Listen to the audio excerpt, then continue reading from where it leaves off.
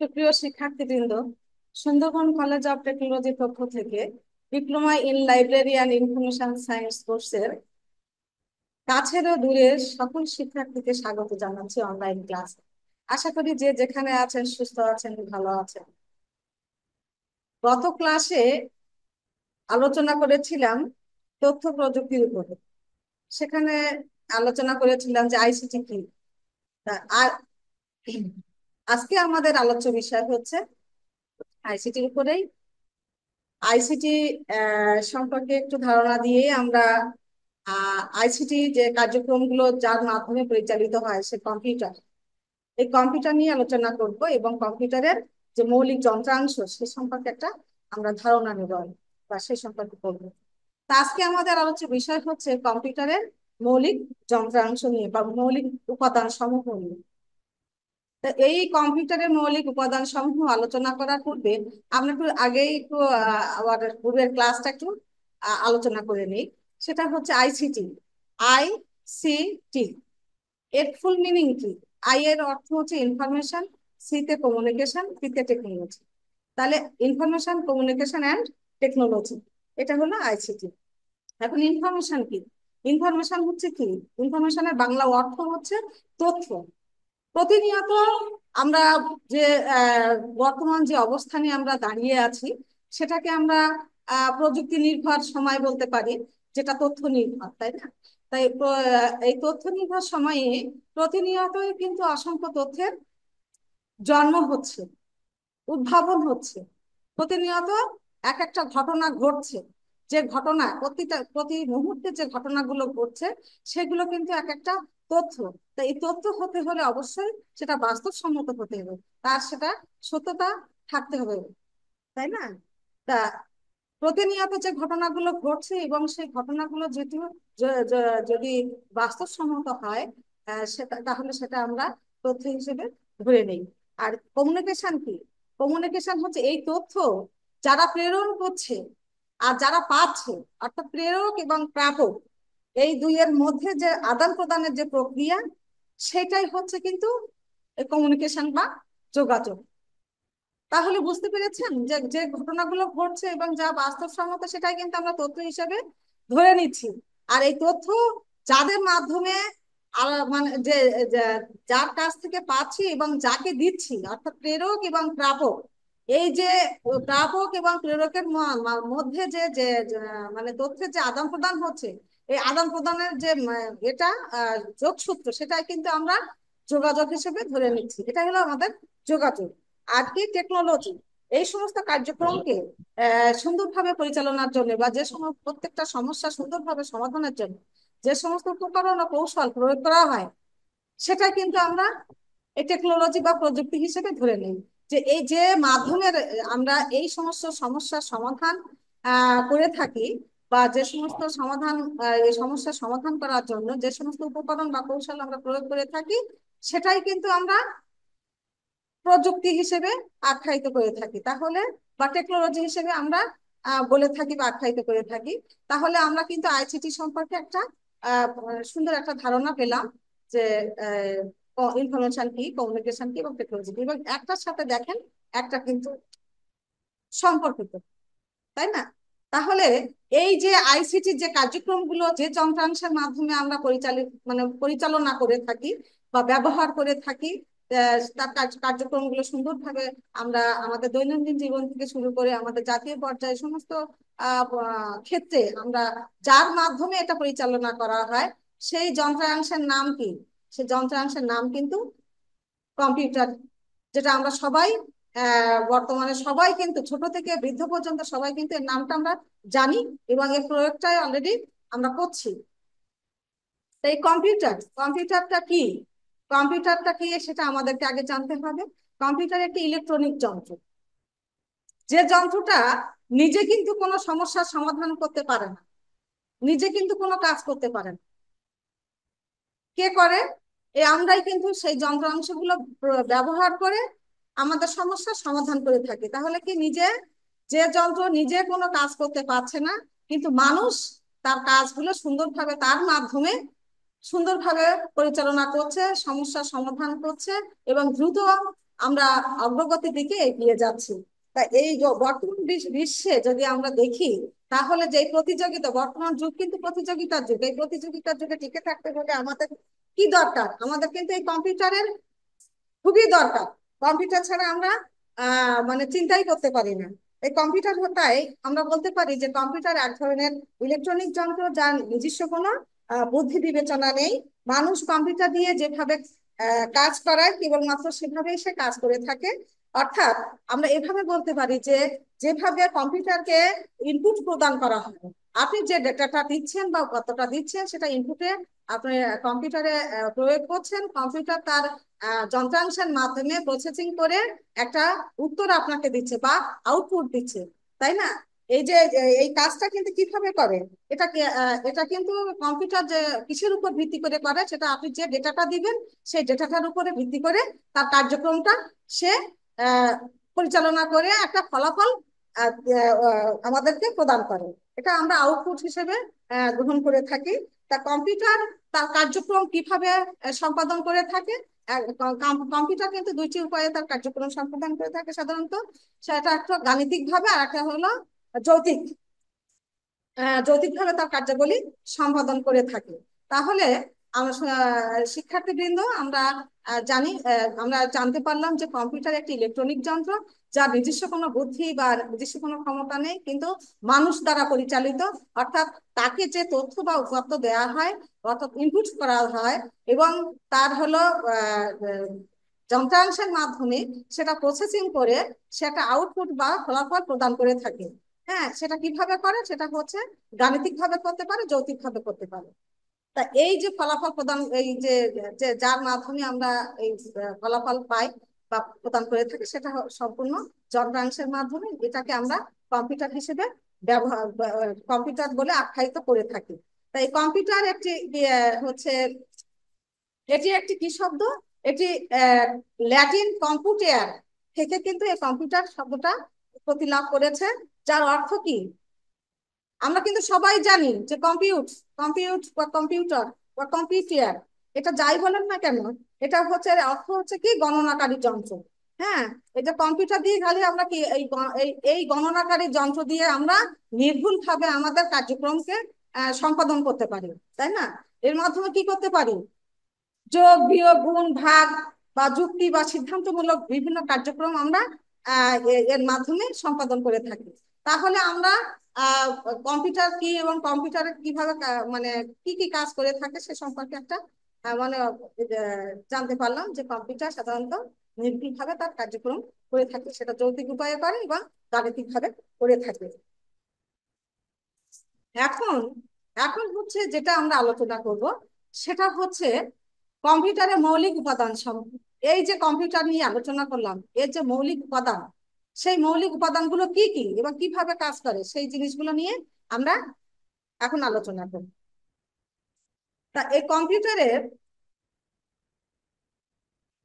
কম্পিউটারের সিস্টেমের দু ধরনের কম্পোনেন্ট বিদ্যমান থাকে। একটা হচ্ছে কি, একটা হচ্ছে হার্ডওয়্যার আর একটা হচ্ছে সফটওয়্যার। এটা কিন্তু আমরা সবাই জানি যে কম্পিউটারের যে কম্পোনেন্ট গুলো আছে, যে সিস্টেমটা আছে, সেটা দু ধরনের থাকে। একটা হচ্ছে হার্ডওয়্যার আর একটা হচ্ছে সফটওয়্যার। হার্ডওয়্যারটা কি? হার্ডওয়্যার হচ্ছে কি যন্ত্রাংশ যেটা আমরা স্পর্শ করতে পারি, তাই না? আর সফটওয়্যার কি? সফটওয়্যার হলো প্রোগ্রাম, আমরা সবাই জানি।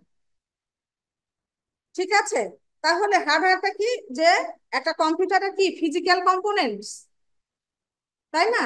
বাহ্যিক উপাদান সমূহ। সে বাহ্যিক উপাদান সমূহ যেটা আমরা স্পর্শ করতে পারি, সেটাকে আমরা হার্ডওয়্যার হিসেবে আখ্যায়িত করে থাকি বা বলে থাকি। যেমন কি আপনারা হার্ডওয়্যার বলতে আমরা যেমন মাউস কিভাবে ব্যবহার করতে পারি, মনিটরকে বলতে পারি, তারপরে হচ্ছে স্পিকার, মডেল, এরকম আর কি। তা সিপিইউ, মেইন বোর্ড, ইনপুট অথবা আউটপুট এবং কিছু পেরিফেরাল ডিভাইস, এই হচ্ছে আছে হার্ডওয়্যারের। আর এগুলো হলো কি? সেগুলো হচ্ছে speaker, modem, microphone, RAM, CPU, keyboard, mouse, CD, floppy, HDD. হ্যাঁ, এইচডিডি হচ্ছে কি hard hard disk drive, printer, monitor, motherboard ইত্যাদি হচ্ছে কি, এটা হচ্ছে হার্ডওয়্যারের যন্ত্রাংশ, তাই না? এটা আমরা কিন্তু এই সম্পর্কে কিন্তু প্রত্যেকেরই আমাদের ধারণা আছে। তারপরেও আমি কিন্তু একটা ধারণা দিলাম আর কি। এখন দেখেন, এই হার্ডওয়্যারের একটি কম্পিউটার সিস্টেম হতে হলে হার্ডওয়্যারের কিছু আবশ্যক উপস্থিতি থাকে। সেগুলো এগুলো ছাড়া কোনো কম্পিউটার সিস্টেম কিন্তু ভালোভাবে কাজ করতে পারে না, বা কম্পিউটার সিস্টেমই হতে পারে না। সেগুলো কি? একটা হচ্ছে সিস্টেম ইউনিট, একটা হচ্ছে মনিটর, আর কিবোর্ড বা মাউস। এইগুলো ছাড়া কিন্তু একটা এসেনশিয়াল হার্ডওয়্যার হতে পারে না। যে কম্পিউটারের যে যন্ত্রাংশের কথাগুলো বলছি, যেগুলো না থাকলে কিন্তু কম্পিউটারের হার্ডওয়্যারের হতে পারে না। সেটাই, সেইগুলো কি কি বললাম? একটা হচ্ছে সিস্টেম ইউনিট, একটা হচ্ছে মনিটর, আর একটা হচ্ছে কি কিবোর্ড, মাউস, তাই না? তো এই এসেনশিয়াল ডিভাইস গুলোকে আমরা কিভাবে আবার দেখা যায় মানে নিম্নলিখিত ভাবে বা 8টি প্রকারে আমরা প্রকাশ করে থাকি বা প্রকাশ করা যেতে পারে। সেটা কি? সিপিইউ। সিপিইউ হচ্ছে সেন্ট্রাল প্রসেসিং ইউনিট। হ্যাঁ, যেটা হচ্ছে আপনি কম্পিউটারে হচ্ছে আপনি যখন কোনো ডেটা ইনপুট করবেন, সেই ইনপুটকৃত ডেটা সেটা কোথায় যেয়ে প্রসেসিং হয়? এই সেন্ট্রাল প্রসেসিং ইউনিটে যেয়ে এটা প্রসেসিং হয়। প্রসেসিং করে অর্থাৎ আপনি যে চাহিদা অনুযায়ী কাজ করবেন, সেই কাজটা ওখানেই তার সম্পাদন করে তার একটা ফলাফল আউটপুট হিসেবে দিয়ে থাকে এই সেন্ট্রাল প্রসেসিং ইউনিট। তারপর কি থাকে? মেইন বোর্ড, তারপরে র্যাম, র্যান্ডম অ্যাক্সেস মেমোরি, তারপর AGP, AGP, HDD, hard disk drive. AGP হচ্ছে accelerated graphics port, monitor, keyboard, mouse, তারপরে কেজিং উইথ পাওয়ার সাপ্লাই। এই সমস্ত এসেনশিয়াল ডিভাইস গুলো কিন্তু হার্ডওয়্যারে রয়েছে। এর মাধ্যমে কিন্তু তার কার্যক্রম সুন্দরভাবে পরিচালিত হয়। এছাড়া কিন্তু কার্যক্রম পরিচালনা করা সম্ভব নয়। এছাড়াও এসেনশিয়াল হার্ডওয়্যার গুলোর মধ্যে যে সিপিইউ বা সেন্ট্রাল প্রসেসিং ইউনিট এবং অ্যারিথমেটিক লজিক ইউনিট বিদ্যমান থাকে। এছাড়া এইচডিডি বা হার্ড ডিস্ক ড্রাইভ কম্পিউটার সিস্টেমের কোর মেমোরি হিসেবে কাজ করে থাকে। তাহলে এইচডিডি কি হিসেবে কাজ করে থাকে? এইচডিডি হচ্ছে কোর মেমোরি হিসেবে কাজ করে থাকে। সেটা কিসের? কম্পিউটার সিস্টেমের। ঠিক আছে? তাহলে হার্ড ডিস্ক ড্রাইভ মানে যে যন্ত্রাংশগুলো না হলে হার্ড ডিস্ক, সরি, হার্ডওয়্যারটা সম্পূর্ণভাবে কার্যক্রম করতে পারে না, সেই যন্ত্রাংশ সম্পর্কে আমরা একটা ধারণা নিলাম, তাই না? এখন দেখি যে কম্পিউটার অ্যাক্সেসরিজ, যে অ্যাক্সেসরিজ অফ কম্পিউটার সিস্টেম, এখানে কিভাবে কম্পিউটার আমাদের কাজ করছে সেটা দেখি। একটি কম্পিউটার সিস্টেমের সাথে অ্যাক্সেসরিজ সমূহ কম্পোনেন্ট আকারে প্রাক ইন অবস্থায় ব্যবহার করা হয়, এবং এগুলো যদি সিস্টেম হতে প্লাস আউট করা হয় তবে কম্পিউটার কার্যক্রমের কোনো প্রতিক্রিয়া হয় না। এই সেই সমস্ত অ্যাক্সেসরিজের একটা উদাহরণ আমরা দিই, যেমন TV card, NIC, network interface card, ethernet card, LAN card ইত্যাদি। মডেম, সিডি বা DVD drive, printer, DV camera, scanner ইত্যাদি। এই সমস্ত হলো কম্পিউটার অ্যাক্সেসরিজের উদাহরণ। উপরোক্ত উদাহরণ ছাড়াও আরো নানা ধরনের কম্পিউটার অ্যাক্সেসরিজ কিন্তু বিদ্যমান রয়েছে, যেগুলো দ্বারা কম্পিউটার সিস্টেমের কার্যক্রমকে আরো গতিশীল, প্রাণবন্ত এবং সুবিধাজনকভাবে উপস্থাপন করা যেতে পারে। তাহলে কি হয় যে কম্পিউটারের কার্যক্রমকে সুন্দরভাবে উপস্থাপন করার জন্য বা যে সমস্ত এক্সারসাইজ বিদ্যমান রয়েছে সেগুলো সম্পর্কে আমরা আলোচনা করলাম। এই সমস্ত হচ্ছে এক্সেসরিজ উপাদানগুলো কি করে? যে কম্পিউটার সিস্টেমের যে কার্যক্রম রয়েছে সে কার্যক্রমকে কি করে? আরো মানে আরো বেশি গতিশীল করে, তারপর প্রাণবন্ত করে এবং সুবিধাজনকভাবে তার কার্যক্রমকে উপস্থাপন করতে পারে। এখন দেখি তাহলে আমরা হার্ডওয়্যারের যে যন্ত্রাংশগুলো আহ মানে রয়েছে বা যে মৌলিক উপাদানগুলো রয়েছে সেই সম্পর্কে আমরা আলোচনা করলাম। এখন আলোচনা করবো সফটওয়্যার। সফটওয়্যারে যে বিষয়গুলো আসে সেটা। সফটওয়্যার কি? সফটওয়্যার হচ্ছে হলো কম্পিউটার সিস্টেম, একটা লাইভ সিস্টেম বলা হয় সফটওয়্যারকে। এটি নির্দেশনামূলক সিকোয়েন্স, মানে নির্দেশনা সিকোয়েন্স আকারে কাজ করে, যা হার্ডওয়্যারকে অপারেট করতে সক্ষম এবং সুনির্দিষ্ট কার্যক্রম পরিচালনা করতে কম্পিউটারকে কি করে, পরিচালনা করে। তাহলে কি করে, হার্ডওয়্যার একটি নির্দেশনা সিকোয়েন্স আকারে কাজ করে, যা হার্ডওয়্যারকে অপারেট করতে সক্ষম এবং সুনির্দিষ্ট কার্যক্রম পরিচালনা করতে কম্পিউটারকে পরিচালনা করে। তাহলে সফটওয়্যার কি, সফটওয়্যার মূলত কিন্তু একটা প্রোগ্রাম, তাই না? প্রোগ্রাম, এটা কিন্তু কম্পিউটারের লাইফ সিস্টেম। এটা হচ্ছে যে নির্দেশনা দেয়া হয়, সেই নির্দেশনার সিকোয়েন্স আকারে কাজ করে, যা হার্ডওয়্যারকে অপারেট করতে সক্ষম এবং সুনির্দিষ্ট কার্যক্রম পরিচালনা করতে কম্পিউটারকে পরিচালনা করে থাকে।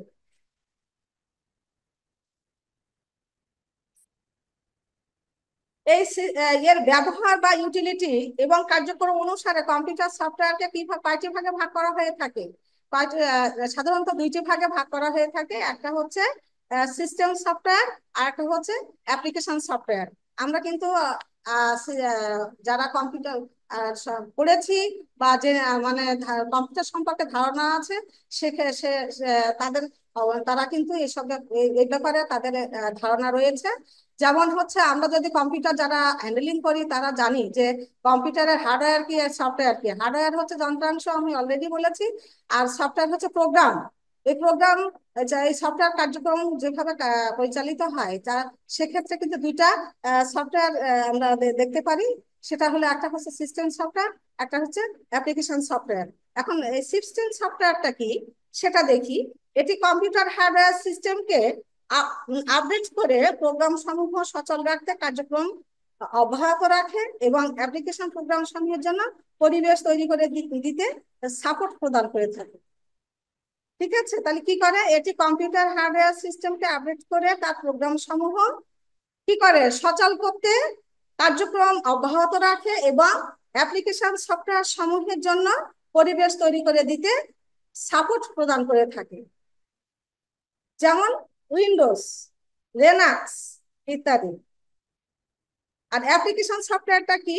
অ্যাপ্লিকেশন সফটওয়্যারটা হচ্ছে এই অ্যাপ্লিকেশন প্রোগ্রাম ব্যবহারকারী প্রয়োজনীয় সমস্যার আলোকে সর্বময় কার্যক্রম অব্যাহত রাখে, সরি, সবসময় এর কার্যক্রম অব্যাহত রাখে। তার মানে অ্যাপ্লিকেশন প্রোগ্রাম ব্যবহারকারী প্রয়োজনীয় সমস্যার আলোকে, যারা এই অ্যাপ্লিকেশন প্রোগ্রাম ব্যবহারকারী তাদের যে প্রয়োজন রয়েছে, সেই প্রয়োজন বা যে সমস্যা, সেই সমস্যার আলোকে সবসময় তার কার্যক্রমকে কি করে, অব্যাহত রাখে। কোনো সমস্যার সমাধান কল্পে এটি সুনির্দিষ্ট কার্যাবলীর আলোকে কম্পিউটারকে পরিচালনা করে। কি করে, তাহলে অ্যাপ্লিকেশন সফটওয়্যারটা কি? অ্যাপ্লিকেশন সফটওয়্যার হচ্ছে প্রোগ্রাম ব্যবহারকারীর প্রয়োজনীয় সমস্যার আলোকে সবসময় কি করে, কার্যক্রম অব্যাহত রাখে। কোনো সমস্যার সমাধান কল্পে এটি কি করে, এটি সুনির্দিষ্ট কার্যাবলীর আলোকে কম্পিউটারকে কি করে, পরিচালনা করে। তাহলে কোনো সমস্যার সমাধান কল্পে, আসলে যদি আমরা যখন কার্যক্রম করি, মানে কম্পিউটারের মাধ্যমে যখন আমরা আমাদের কার্যক্রম বা কোনো সমস্যার সমাধান আহ চাই, সেক্ষেত্রে কিন্তু কি করে, কোনো সমস্যার সমাধান করতে এই অ্যাপ্লিকেশন সফটওয়্যার এটি সুনির্দিষ্ট কার্যাবলীর আলোকে সুনির্দিষ্ট যে কাজটা করা হয় সেই কার্যাবলীর আলোকে কম্পিউটারকে পরিচালনা করে। তাহলে বুঝতে পেরেছেন যে অ্যাপ্লিকেশন সফটওয়্যার কিভাবে কাজ করে। অ্যাপ্লিকেশন সফটওয়্যারকে আপনি যেভাবে তার কার্যক্রম পরিচালনা দিবেন, সেই কার্যক্রমের আলোকে সে একটা সুনির্দিষ্ট কাজ করতে কম্পিউটারকে সাহায্য করে বা সহায়তা করে থাকে। তা সুপ্রিয় শিক্ষার্থীবৃন্দ, আমরা হচ্ছে আইসিটি কি এবং আইসিটি যার মাধ্যমে মানে তার কার্যক্রম সম্পাদন করে সেই যন্ত্রাংশ সম্পর্কে আমরা জেনেছি। সেটা হচ্ছে কম্পিউটার। এটা কম্পিউটার কি এবং কম্পিউটারের যে মৌলিক উপাদান সমূহ, সে সমূহ উপাদানগুলো সম্পর্কে আমরা এতক্ষণ আলোচনা করলাম।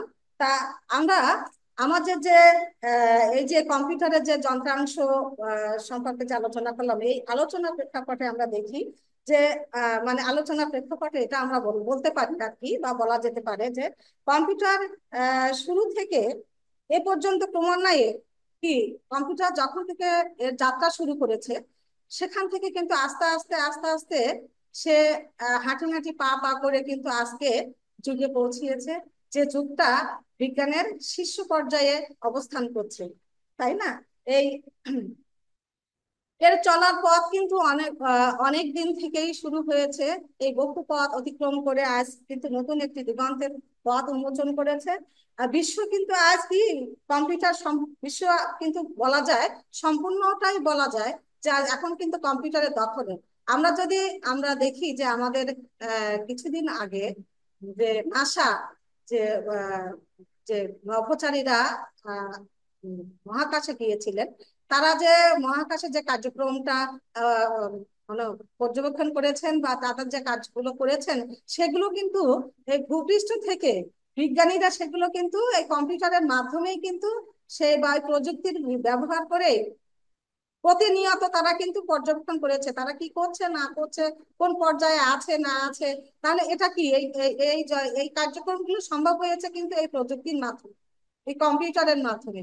তাহলে কম্পিউটারকে আমরা বলতে পারি যে সেই গণনাকারী যন্ত্রে কিন্তু বসে নেই, সে কিন্তু প্রতিনিয়ত এই বিশ্বকেই কি করছে, হ্যান্ডেলিং করছে, বিশ্বকে নিয়ন্ত্রণ করছে। সেজন্য হাঁটি হাঁটি পা পা করে আজকে কিন্তু সমগ্র বিশ্ব কিন্তু এই এই প্রযুক্তির উপরে নির্ভরশীল হয়ে পড়েছে।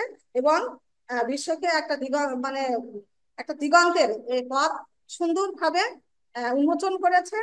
হ্যাঁ, যে সেটা আমরা বলতে পারি এইভাবেই যে আমরা পাতাল থেকে গ্রহ নক্ষত্র পর্যন্ত সর্ব স্তরেই আর কি আজ কম্পিউটার নিয়ন্ত্রণ করছে, মানে সব ক্ষেত্রেই কিন্তু কম্পিউটারের আওতাভুক্ত। তাই আমরা কি করতে পারি যে কম্পিউটার বর্তমান বিশ্বের একটা নতুন দিগন্তের পথ আমাদের খুলে দিয়েছে, আমাদেরকে সভ্যতার চরম আহ, মানে শিখরে পৌঁছে যেতে সক্ষম করতে সাহায্য করেছে। তা সুপ্রিয় শিক্ষার্থীবৃন্দ, আজকে এই পর্যন্ত। আপনার যে যেখানে আছেন ভালো আছেন, ভালো থাকেন, সুস্থ থাকেন, এই কামনায় আজকে এখানে শেষ করছি।